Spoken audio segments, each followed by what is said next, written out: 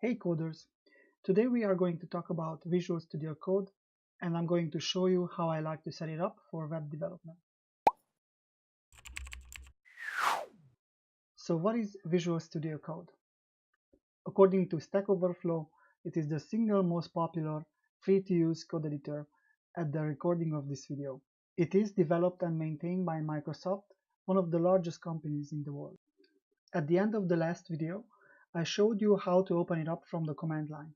So let's go ahead and make him our virtual best friend. First of all, I'm gonna pin it to my taskbar and I'm gonna make it full screen. Here we can see the welcome screen with some options to open up a new file or folder, general stuff. If you like, feel free to read it. I'm going to close it down. Let's take a look at the sidebar. This first icon is the File Explorer.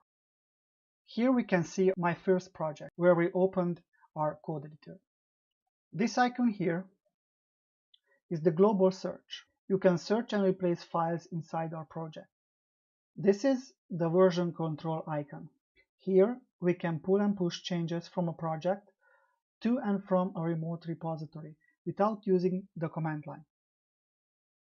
This icon is the debugger. This is an advanced feature and we won't touch this part for a long time, so just don't worry about it. This icon is the extensions panel. Here we can install handy extensions to help us in the development process. This cog icon represents a quick way to access our settings, the command palette, keyboard shortcuts, and check for updates. If we open the command palette, in the command palette we can do all kinds of cool actions. We can find all the commands here that Visual Studio Code accepts. We can also activate the command palette with F1 and close it down with Escape. At the top we see other standard options for settings. If we go down here at the bottom and drag this up, we will see a terminal here. By default, our terminal is using PowerShell. As you know by now from recent videos, I really don't like this, so let's go in our settings and change this to Commander. So let's open our settings from this cog icon, go to settings and search for terminal.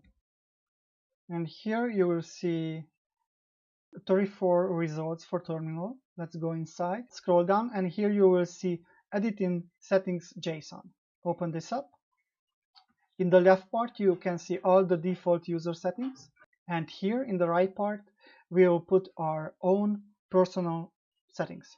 So here I'm going to copy 2 lines of code from off screen. All these lines of code are doing is telling our terminal to use Commander, and all you need to do is change this path to wherever your Commander is located. So my Commander is located on the D drive under Commander, Vendor, and init.bat. So I'm going to show you visually. It's on my D drive under Commander folder, and I'm looking for Vendor, and I'm looking for this file here, init.bat. So I'm giving the path to this file right over here. Okay, so I'm gonna hit Control and S, that means control and save. And I'm gonna save this user settings. Now, if I open up a new terminal, I hit this plus, then it will show me that Commander is running in this terminal now. And this one, the old one, I'm just gonna kill. I'm gonna close this up. Now let's go to the extensions and take a look at what I usually install. Type in live server in the search, and it is this one, and click install. I will explain in the future what this plugin does. Another extension I use is bracket pair Colorizer. Yes, this one. I'm gonna install this. So all this extension does, it gives custom colors to the bracket pairs inside my code. So let's go back here in the search and type in another extension that I use, VS Code icons, and it's this one. I'm gonna install it. It creates really nice icons for all the file formats, so I can easily find them by just looking at the icon. I'm going to install another extension called SASS. This is another programming language that we will use, and we need syntax highlighting for it. I'm using another extension called Style Sheet Formatter, and this is useful to formatting my code. Another extension that I will install is called JavaScript ES6 Code Snippets, this one. In order for these plugins to work, we need to reload our code editor. And here we're gonna activate this. So now if we go here to our extensions, and we can see that we have a few enabled. If you don't understand what these are, don't worry, I will explain it more in the future when we are going to use them. Now let's look at how can we create files and folders in Visual Studio Code. Let's go back to our Explorer icon.